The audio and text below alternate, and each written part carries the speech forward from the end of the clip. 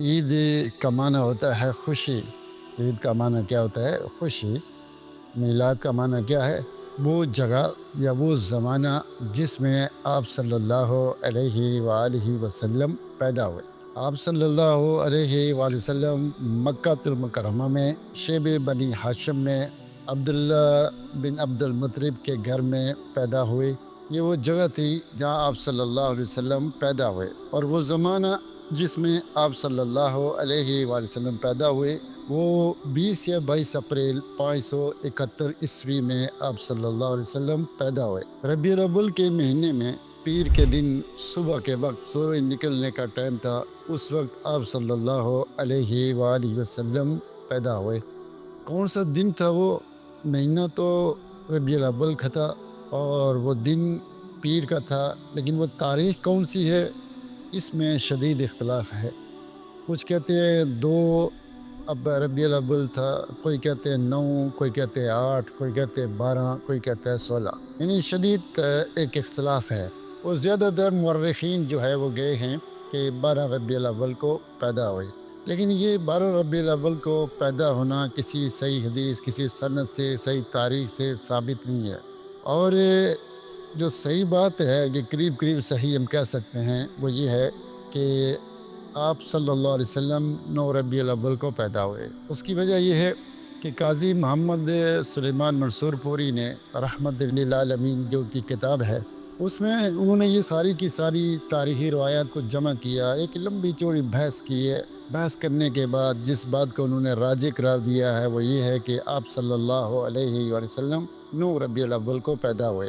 اور اسی طرح مصر کے ماہر فلکیات محمد پاشا نے 9 ربیع الاول کو ہی راجح قرار دیا ہے، اور وہ یہ بتاتے ہیں کہ 12 ربیع الاول پیر کا دن بنتا ہی نہیں۔ اگر 12 ربیع الاول کو ہم کہیں پیدا ہوئے تو اس دن وہ پیر کا دن بنتا ہی نہیں ہے، بلکہ پیر کا دن 9 ربیع الاول کا بنتا ہے۔ تو اس بنیاد پر انہوں نے تحقیق کے بعد یہی بات راجح قرار دی ہے کہ 9 ربیع الاول کو پیدا ہوئے۔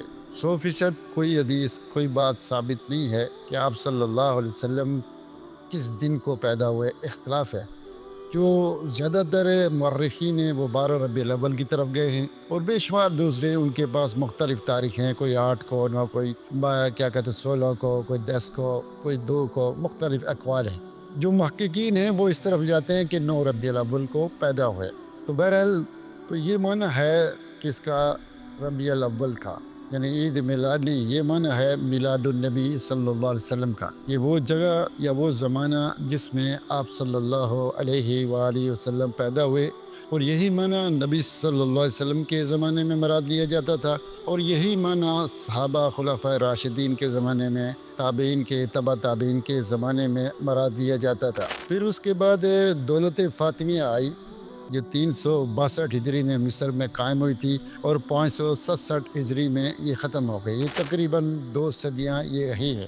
تو جس طرح یہ کہا جاتا ہے کہ دنیا میں کہیں بھی برائی ہو، جب آپ اس کے پیچھے جائیں دیکھتے جائیں تو اس برائی کے پیچھے جو اس برائی کو چلا رہا ہے وہ یہودی ہوں گے، کوئی نہ کوئی یہودی ہوگا اس برائی کو چلا رہے۔ دنیا میں جتنی برائیاں ہیں یہ ایک لوگوں کی تحقیق ہے۔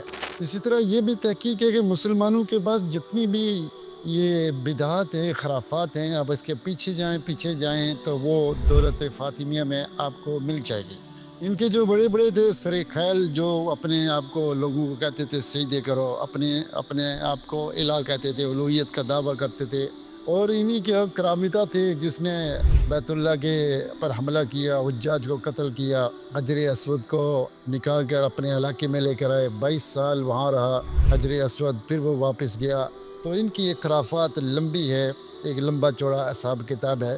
تو بہرحال عید میلاد النبی یہ بناتے تھے دولت فاطمیہ والے، ایک عید میلاد النبی صلی اللہ علیہ وآلہ وسلم، اور ایک عید علی، اور ایک عید فاطمہ، ایک عید حسن، اور ایک عید حسین، اور ایک عید وہ جو اس وقت کا بادشاہ ہوتا تھا اس کی عید مناتے تھے۔ تو سال میں یہ 6 عیدیں مناتے تھے۔ تو یہ بدعات، یہ خرافات دولت فاطمیہ میں چلتی تھی، اور پھر یہ چلتی رہی یہاں تک کہ دولت فاطمیہ کو صلاح الدین ایوبی نے ختم کر دیا، تو یہ سلسلہ بھی ختم ہوا، جان چھوٹی۔ لیکن پھر کیسا کہ 7ویں صدی کے شروع میں 620 میں شام کے ملک کے قریب اربل کے جو ایک بادشاہ تھا، موصل کے علاقے کے قریب اربل کا ایک بادشاہ تھا ملک مظفر، اس نے اس بدعت کو دوبارہ ایجاد کیا۔ اس وقت ایک بہت بڑا عالم تھا، اس نے کتاب لکھی التنویر فی مولد البشیر و نذیر، ابو الخطاب ابن دخیہ، جو 633 میں فوت ہوتا ہے۔ اس میں اس نے بہت کچھ لکھا کہ عید میلاد النبی بنانی چاہیے، یہ وہ۔ چونکہ ملک مظفر نے اس کو کہا تھا، تو یہ کتاب لکھنے کے بعد اس نے اس کو جا کر پیش کی اور اس نے اس کو 1000 اشرفیاں دے دی۔ اس نے 1000 اشرفیاں دے دی اور وہ لے کر خوش ہو کے چلا گیا۔ اور یہ جو ملک مظفر تھا، یہ کون تھا؟ جلال الدین صاحب الجلالین جو ہیں، وہ اپنی کتاب حابی میں لکھتے ہیں کہ یہ ملک مظفر یہ تھا کہ اس نے ایک دفعہ بہت بڑی محفل سجائی۔ اس کے اندر اس ملک مظفر نے 5 سے 5000 مرغیاں کاٹی، 1000 بکریاں اور 100 غالباً گائے اور 1,00,000 مکھن کی پلیٹیں ایک سجائیں۔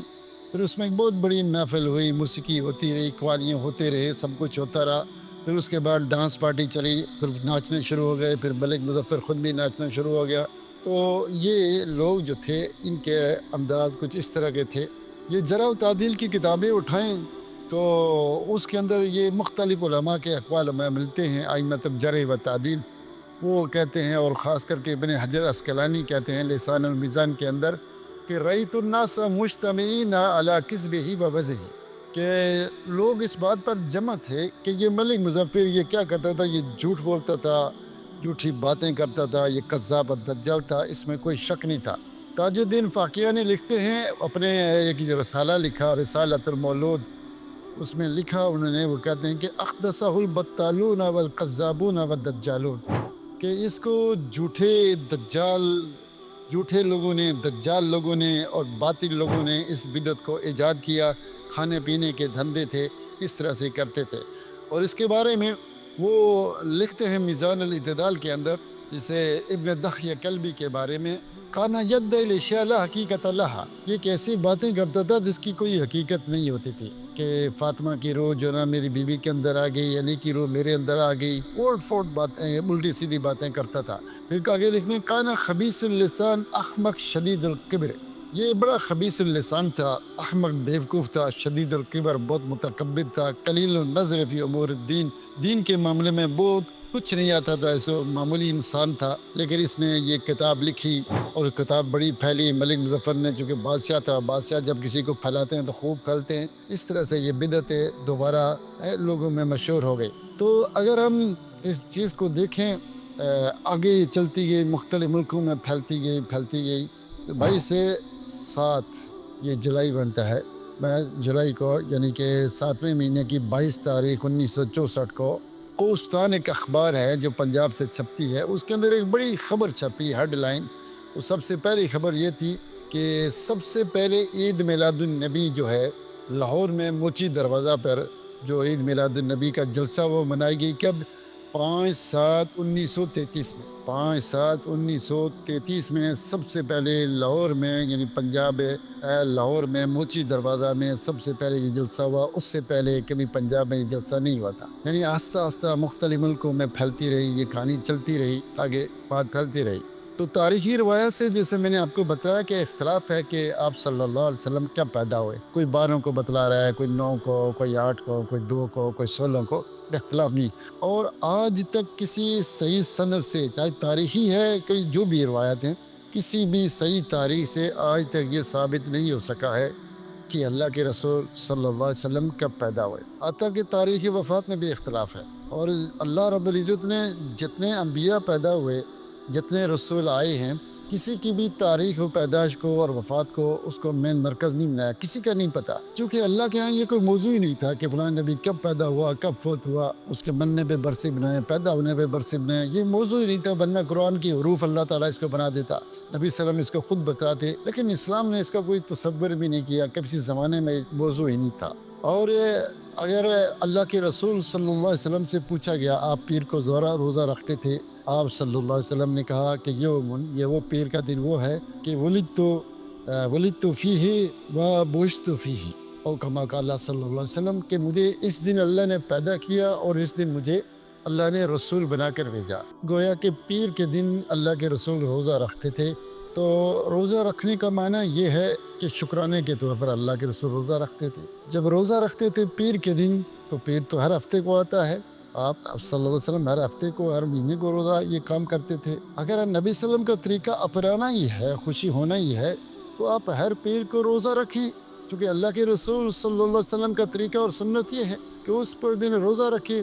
اور آپ کی میلاد کبھی منگل کو ہو رہی ہوتی ہے، کبھی بدھ کو ہو رہی ہوتی ہے، کبھی جمعرات کو، کبھی جمعے کو، کبھی ہفتے کو، کبھی اتوار کو ہو رہی ہوتی ہے۔ تو اس لیے کیا ہے کہ یہ روزہ رکھنا نبی صلی اللہ علیہ وسلم کا طریقہ ہے۔ آپ اس کو چھوڑ کر ناچتے، روزہ خوشی کے اینڈ ہے، کھاؤ پیو سیلیبریٹ کرو، ادھر جاؤ ناچو کودو، عید والے دن اللہ کے رسول اس دن روزہ رکھ رہے ہیں، گویا ہم اللہ کے رسول کی مخالفت 100% کر رہے ہیں۔ اللہ تعالیٰ سے دعا ہے کہ اللہ تعالیٰ ہمیں حق کو سمجھنے کی توفیق دے اور اسلام پر چلنے کی توفیق دے۔ یہ بہت لمبی باتیں ہیں، لیکن میں نے چونکہ مختصر 10-12 منٹ کی جو سی بات کی ہے آپ کے سامنے تاریخی حیثیت سے کہ عید میلاد النبی کیسے آئی، کہاں سے آئی، کس طرح آئی۔ آمین یا رب۔